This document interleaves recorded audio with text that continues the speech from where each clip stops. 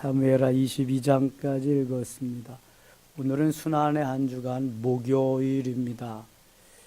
주일날 어린 나귀 새끼 타시고 예루살렘 성에 만왕의 왕으로 입성하십니다. 월요일은 성전을 청결케 하십니다. 우리의 심령을 청결케 하시라는 말씀이죠. 화요일은 예수님의 공생애 중에서 가장 많은 변론을 하시고 말씀을 하십니다. 주로 마지막 때에 되어질 일들을 화요일 날 말씀하십니다. 수요일은 베다니에 가서 쉬시면서 마리아의 극진한 그러한 융숭한 대접을 받습니다. 빠르다는 음식을 만들지만 마리아는 자기가 일생 동안 모아놓은 향유옥합을 깨뜨려서 예수님의 발에 붓고 머리로 닦아드립니다. 거기서 수요일 쉬시면서 가룟 유다는 사단이 그 마음에 들어가서 예수님을 팔 모의를 하기 시작합니다. 오늘 목요일에 예수님은 제자들을 모아놓으시고 서로 사랑하라, 내가 다시 말하노니 사랑하라, 세 계명을 주시면서 사랑을 강조하십니다. 그리고 대물을 떠다 놓으시고 허리에 수건을 두르시고는 제자들을 한 명 한 명 발을 씻겨 주십니다. 오늘이 바로 세족식하는 날입니다. 베드로의 차례가 왔을 때 베드로가 저는 못 시킵니다, 절대로 못합니다 했더니 이거 시키지 않은 너와 나와 아무런 상관이 없어 그랬더니 그러면은 발일 뿐만 아니라 다 씻겨주세요. 목욕한 사람은 발만 씻으면 되느니라. 다 씻겨. 그리고 저녁에 다락에 오르십니다. 다락방에 오르셔서 성만찬 예식을 거행하십니다. 우리가 지난 주일에 했죠. 이 떡은 내 살이다. 이 잔은 내 피다. 먹고 마셔라. 거기에서 유래된 게 성만찬 예식입니다. 그리고 저녁 늦게 겟세마네 동산에 오르셔서 내일 새벽까지 기도하시다가 새벽에 체포되어서 법정 앞에, 빌라도의 법정 앞에 서게 됩니다. 자, 오늘이 목요일입니다. 순환의 한 주간 목요일. 이제 이틀 남았죠. 20장 가겠습니다. 다윗이 순환의 한 주간 이상으로 순환의 시절을 맞습니다. 그것도 다른 사람도 아닌 자기가 가장 사랑하는 아들 압살롬으로부터 왕궁을 쫓겨나야 됐고 죽임을 당할 만큼 위험에 처하기도 합니다. 다 내 편이라고 생각하면 아닙니다. 남편도 있습니다. 남편, 내 편이 아니요. 예. 다 내 편이 아니고 12명 중에 하나는 가룟 유다와 같이 마귀도 있습니다.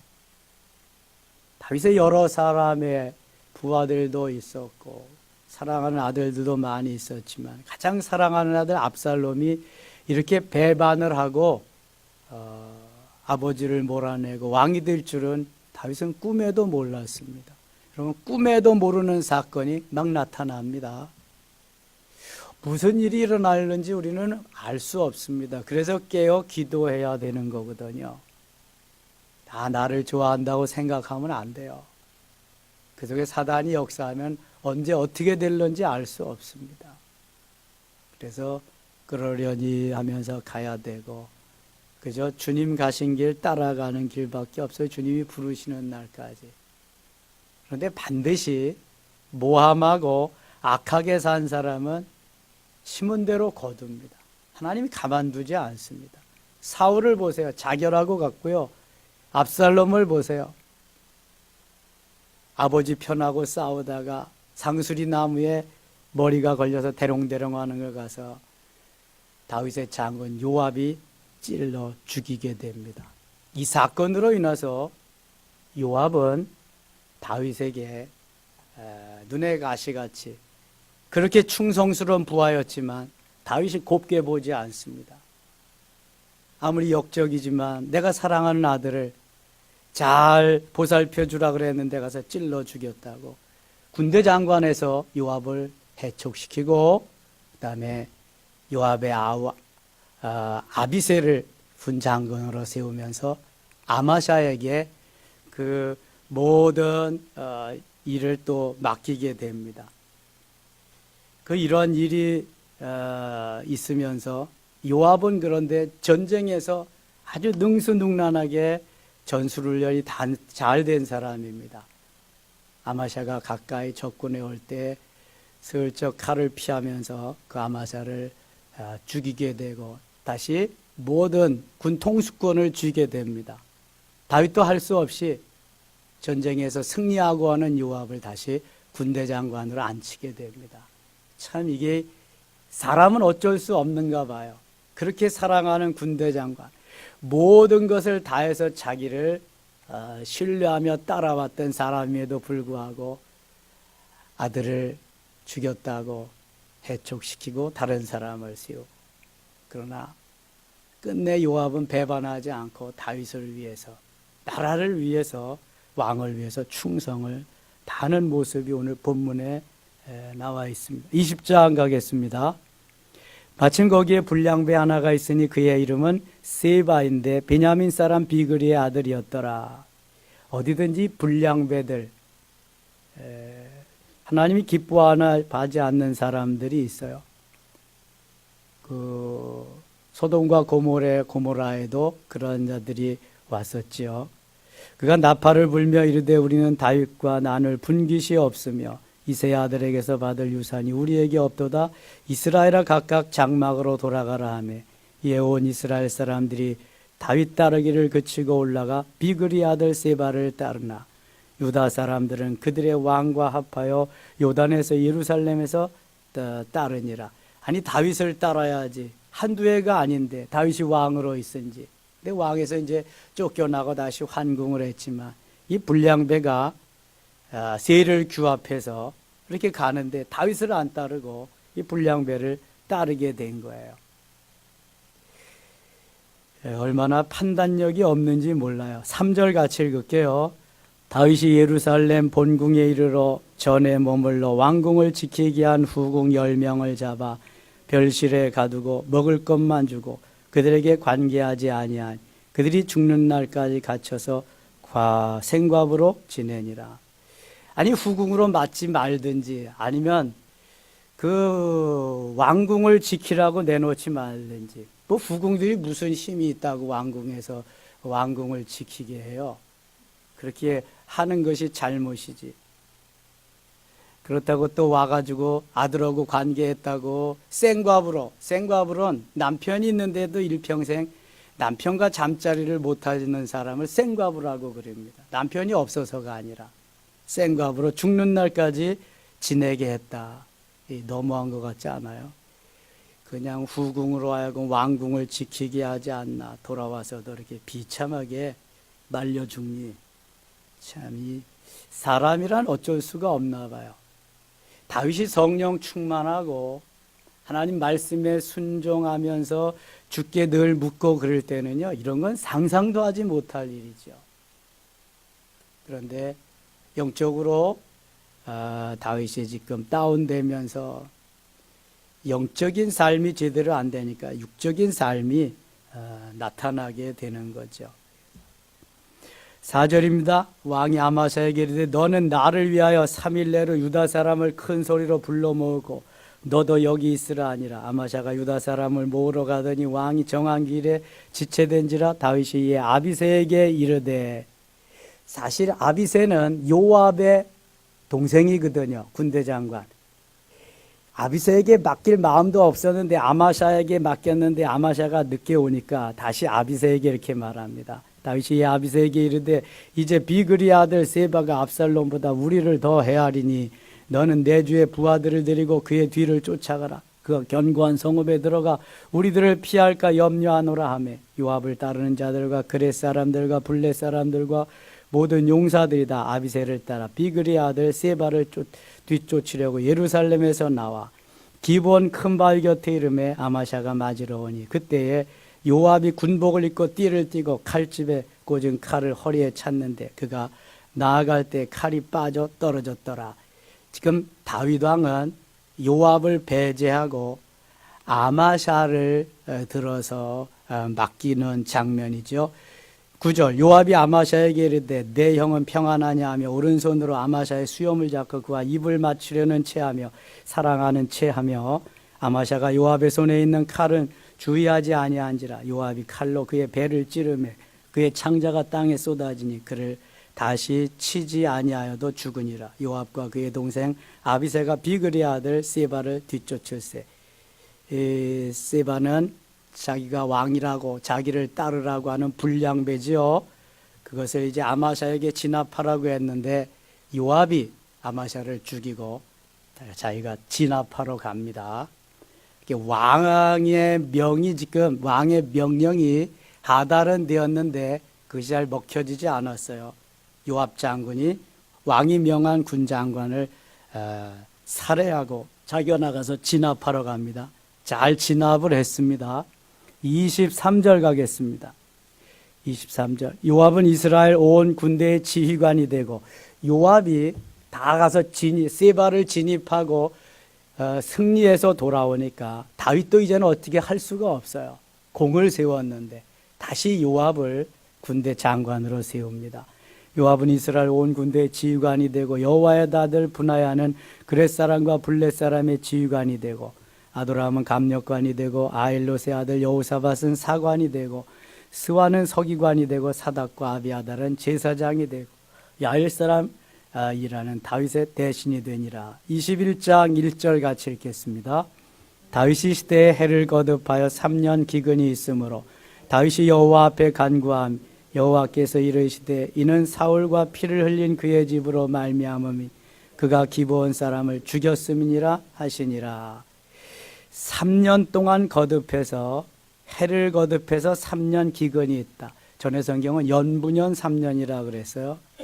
3년 동안 기근이 계속된다. 곡식을 심어도 열매를 맺지 않고 가뭄이 시작되고 기근이 먹을 것이 없다. 살아갈 수가 있겠어요? 잘 비축해 놓지 않으면 3년 동안 기근이 심하면 먹고 살 수가 없습니다. 애굽에는 7년 동안 기근이 있었어요. 그러나 7년 풍년이 있었기 때문에 요셉이 왕에게 가서 잘 예언해 주어서 요셉이 대신으로 총리 대신으로 7년 풍년 동안 먹고 남은 양식을 다 곳곳에 창고를 지어서 사두었다가 7년 흉년 동안에 나누어 주었기 때문에 아무 일 없이 잘 살 수 있었습니다. 근데 여기 3년 동안 기근이 일어나서 다 사람들이 죽어가는 거예요.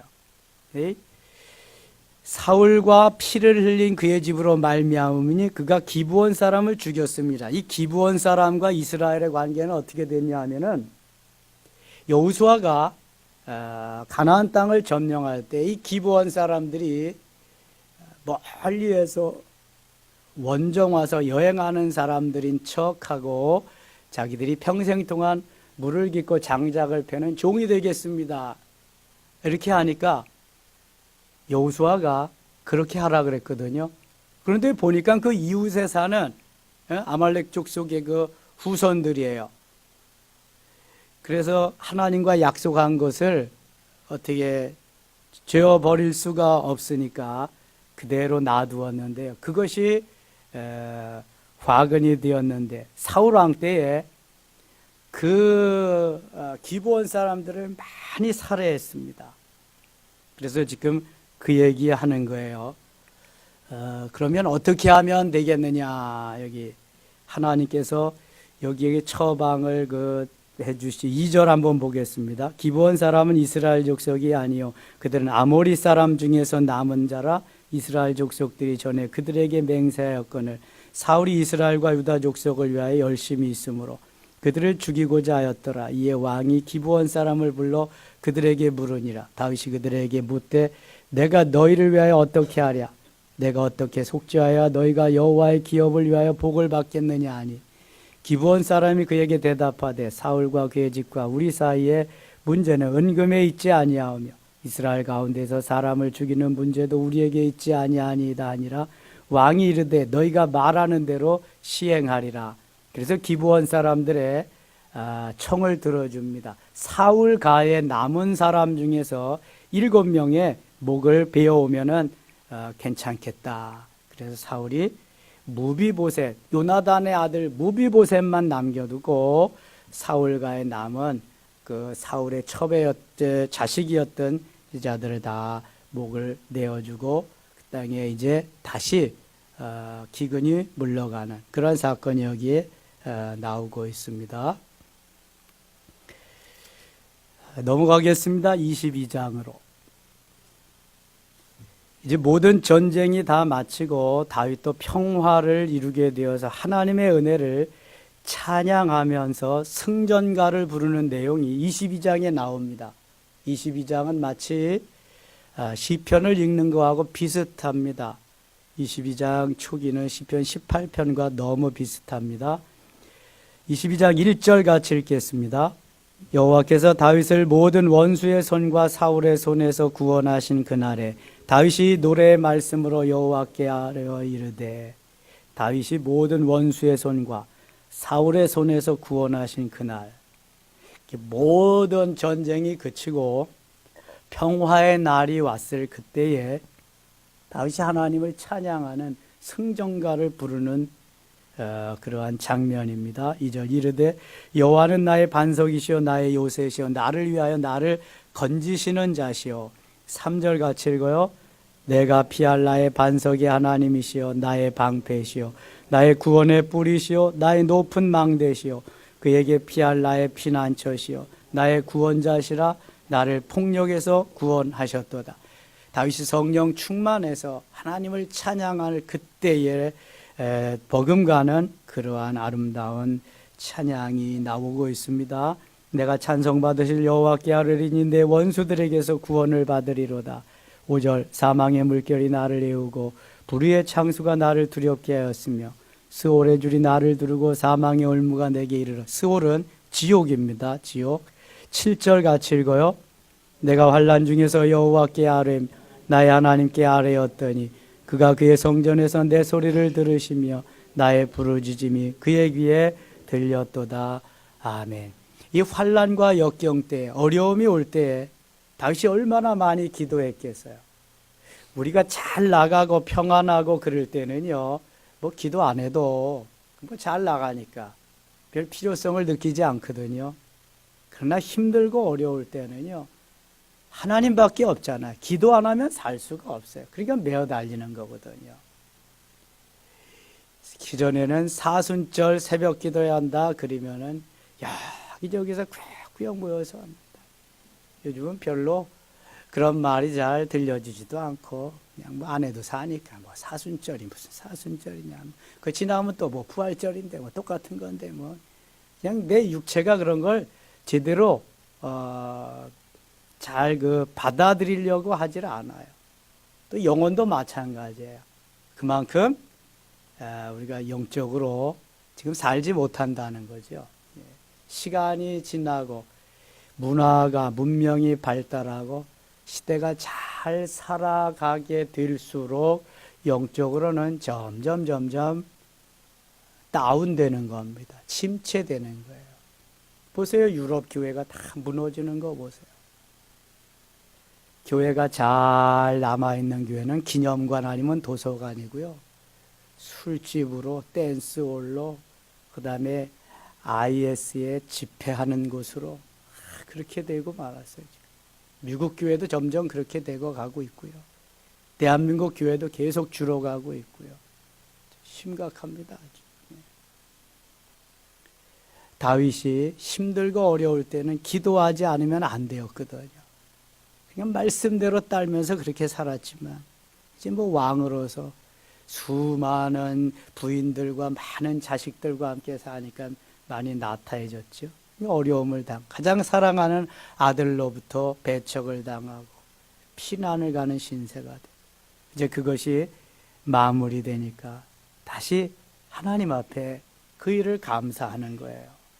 옛 신앙이 회복되는 거죠.